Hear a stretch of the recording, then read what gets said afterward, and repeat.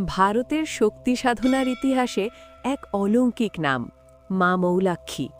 অনেকে বলেন তিনি নাকি মা তারারই বোন, শক্তির আরেক রূপ। ঝাড়খণ্ডের প্রাচীন অরণ্য আর পাহাড় ঘেরা নির্জন ভূমিতে প্রতিষ্ঠিত এই দেবী মন্দির।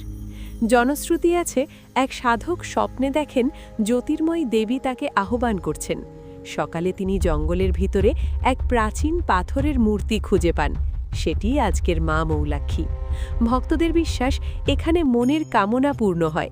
দূর দূরান্ত থেকে মানুষ আসেন মানত নিয়ে। অমাবস্যার রাতে মন্দির প্রাঙ্গণে যেন অদ্ভুত শক্তির কম্পন অনুভূত হয়।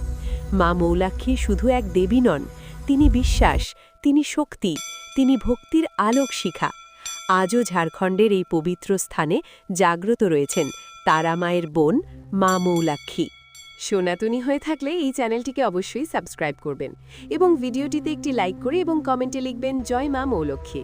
সবাই ভালো থাকবেন, সুস্থ থাকবেন।